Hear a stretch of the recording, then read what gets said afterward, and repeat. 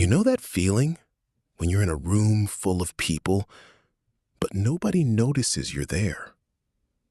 Not because you're quiet, but because you've decided you don't matter. And tonight, I'm going to tell you why that's a lie. Meet James. He's 24 years old. Every morning, he stands in front of his mirror, and he tells himself the same thing. Today is the day I'll speak up. Today is the day I'll share my ideas. Today is the day people will notice me. He believes it every single morning. But then the meeting starts. James walks in. He sees his colleagues. They're confident, loud, sure of themselves. They're talking over each other, laughing, taking up space. And James? He sits down. He goes quiet. Before he even opens his mouth, he's already decided. Not today. His mouth opens slightly. An idea forms. But then something stops him. A voice inside says, maybe next meeting. You're not ready yet. They won't listen anyway. So he closes his mouth. And nobody sees him. This happened every day. Monday, I'll talk in the next meeting. Wednesday, I'm still thinking about my idea. Maybe tomorrow. Friday, everyone's already decided anyway. What's the point? 1 week passed. 1 month passed. 3 months passed. James's boss didn't know his name. His colleagues didn't know his ideas. He was there, but invisible. At night, James looked in the mirror. He didn't recognize the person looking back. He saw a man who was waiting for the right time, waiting to feel confident, waiting to matter. But the waiting never ended. He was becoming a ghost in his own life. And the saddest part? Nobody else even noticed he was disappearing. One day, James was on a bus. He was staring out the window, lost in thought, when he noticed an old man sitting across from him. His name was Robert. Robert was quiet too, but different. He had presence, even in silence. There was something about him, something James couldn't quite explain. James worked up the courage to talk to him. "How do you do that?" he asked. "How are you comfortable being quiet, but still visible?" Robert smiled, a knowing smile, like he understood exactly what James was asking. "Come with me," Robert said. They got off the bus together and walked to a quiet street. Robert stopped in front of a shop window. Inside was an old mirror, dusty, worn, aged, but still reflecting. "Look," Robert said. James looked. He saw himself. Blank face, lost eyes, small, invisible. Robert didn't say anything. He just pointed and waited. Then Robert spoke, slowly, carefully. "You know what the mirror shows?" he asked. James shook his head. "It doesn't show the world's judgment," Robert said. "It shows what you believe about yourself." James didn't understand. "You feel invisible," Robert continued. "Not because the world can't see you, but because you've decided you're not worth seeing. The world isn't hiding you, James. You're hiding from the world." Robert pointed at the mirror again. "Tomorrow, you have a meeting, right?" James nodded slowly. "One idea," Robert said. "Just one. You have to speak it." James's stomach tightened. "But what if they don't like it?" he asked. Robert looked at him, directly in the eyes. "Then at least you spoke. At least you were there. At least you stopped being invisible to yourself." James felt scared, but something inside him shifted. For the first time in months, he felt hope. The next morning arrived. James's heart was racing.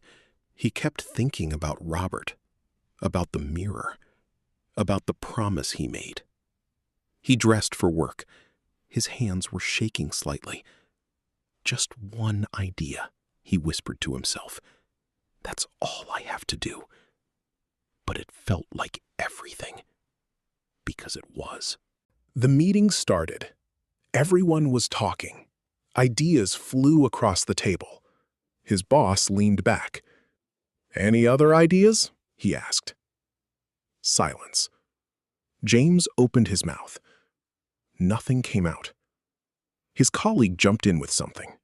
Everyone nodded. James looked down. He was about to give up. But then he saw his hands on the table. He thought about Robert. He thought about the mirror. And he realized something. Nobody was stopping him. Not his boss. Not his colleagues. His own fear was. So James raised his hand. His voice was shaky. "I have an idea," he said. He shared it. The room went quiet. For a moment, nothing. Then his boss leaned forward. "That's actually really good, James. Why didn't you speak up before?" James didn't answer. He was looking at his hands. But inside, something had changed. Something fundamental. He had spoken. And the world didn't end. In fact, it was just the beginning. After that day, James didn't become famous. He didn't become the loudest person in the room, but he became visible because he stopped waiting for permission. He stopped waiting to feel ready. He stopped hiding from the mirror. He started speaking. Not always, not perfectly, but he spoke. And people heard him. Not because he was special, but because he finally believed he was worth hearing. The invisible man became visible. Not because he changed, but because he stopped choosing to hide. He looked in the mirror, and for the first time, he recognized himself. The person looking back was someone he could believe in, someone he could respect, someone worth seeing. Here's the truth nobody tells you. You don't feel invisible because the world is ignoring you.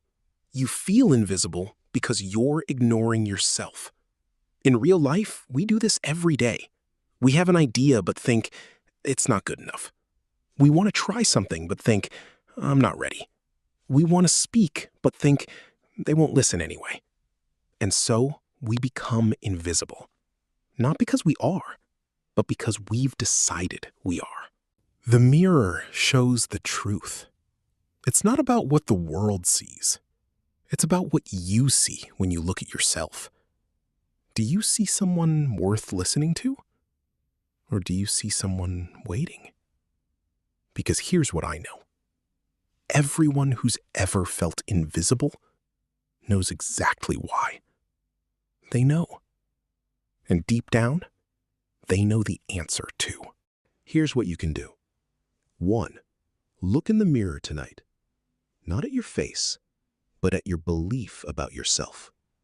What do you see? 2. Do one small thing tomorrow. Just one thing you've been waiting to do. Speak up. Share your idea. Take that step. It doesn't have to be perfect. It just has to be real. Because the moment you act, you stop being invisible. Not to the world, to yourself. And that's where everything changes. Invisibility isn't about being ignored. It's about ignoring yourself. And the conversation that changes everything, it's not with someone else. It's with the person in the mirror. It's the moment you tell yourself, I'm worth seeing. And you finally believe it. Not tomorrow, not when you're ready, but now, right now, in this moment.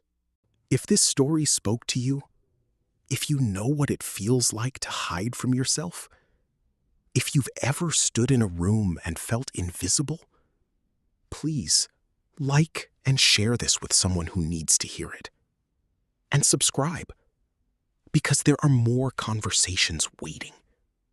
Conversations with yourself. That's where the real transformation begins. Thank you for listening. And remember, you're not invisible. You're just waiting to be seen. And that scene, it has to start with you.